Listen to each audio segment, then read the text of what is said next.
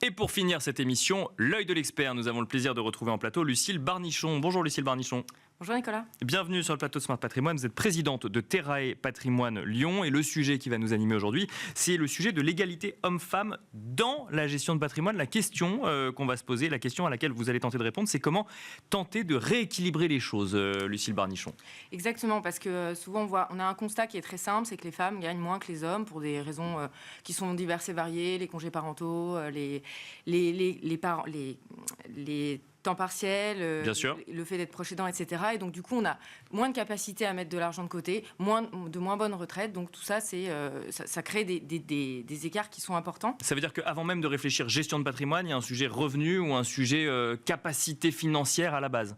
Exactement. C'est-à-dire que pour combler un tout petit peu l'écart, il y a des trucs qui sont hyper importants. Dans un couple, par exemple, quand on a un écart de rémunération, le 50-50, ça marche pas en fait. Ça marche pas. En général, on y pense naturellement quand on va acheter une résidence secondaire, de l'immobilier, etc. On va faire en proportion des facultés respectives. Dans le quotidien, c'est ce qu'on fait pas. En général, les taxes foncières, les gardes des enfants, etc., on fait du 50-50. Ça marche pas du tout parce que celle qui gagne, je prends l'exemple de la femme, celle qui gagne le moins, c'est celle qui va se saigner pour payer le quotidien et pas pouvoir mettre d'épargne. Et ça, c'est la première grosse erreur que la plupart des couples font.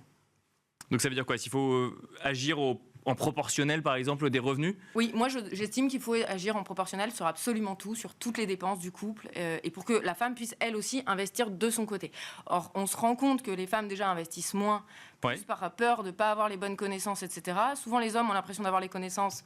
Et en fait, ils les ont pas forcément. Ils ont exactement les mêmes. Donc les mêmes lacunes. C'est pas forcément négatif pour les hommes et pour les femmes. C'est simplement que c'est un manque d'éducation financière. Et donc voilà, il faut que les femmes elles aient la capacité de le faire et qu'elles aient la capacité de se poser les bonnes questions. Et ce qu'on remarque, et moi ce que je remarque, c'est que les femmes elles y vont pas parce qu'elles comprennent pas, elles connaissent pas. Et si on leur explique et qu'elles comprennent qu'elles peuvent mettre du cœur dans ce qu'elles ont comme argent à investir et qu'elles peuvent investir dans l'économie réelle, ça n'a pas du tout le même sens. Souvent, je parle pas d'investir dans le luxe, on n'est pas dans les clichés. Bien sûr. Comprendre ce dans quoi on investit et ça fonctionne beaucoup mieux comme ça.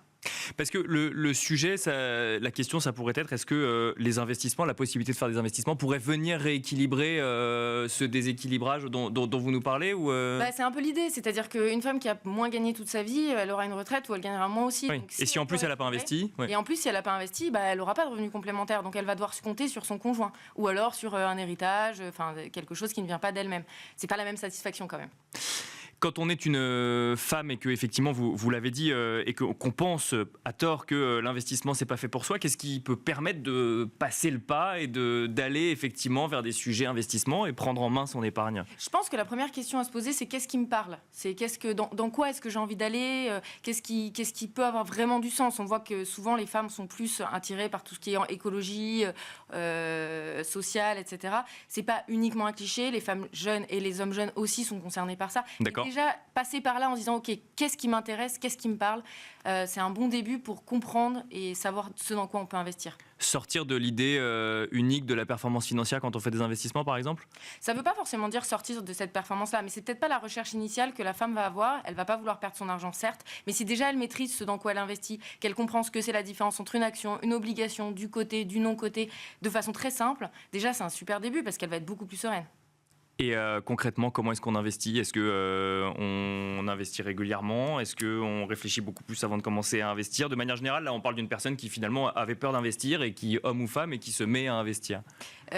Pour moi, il y a trois éléments qui vont être vraiment clés. On va avoir le temps, et plus on commence tôt, mieux c'est. D'accord. Je ne peux pas m'empêcher de conseiller aux jeunes parents d'épargner pour leurs enfants de façon très régulière, en prenant des risques parce qu'on a du temps devant nous. On peut aussi profiter des périodes de fin d'année. Là, le Père Noël arrive. Le Père Noël, il peut mettre dans les petits chaussons des enfants un chèque, tout simplement, pour pouvoir investir pour les enfants, petites filles ou petits garçons, peu importe. Et puis, donc, la régularité, le temps et la diversification. C'est l'adage traditionnel de pas tous les œufs dans le même panier, quoi. Merci beaucoup Lucille Barnichon de nous avoir accompagnés sur le plateau Smart Patrimoine. Je rappelle que vous êtes présidente de Terrae Patrimoine Lyon. Merci beaucoup. Et quant à vous, merci à vous également de nous avoir suivis sur toute cette année 2024. Et je vous dis à très vite sur Be Smart for Change.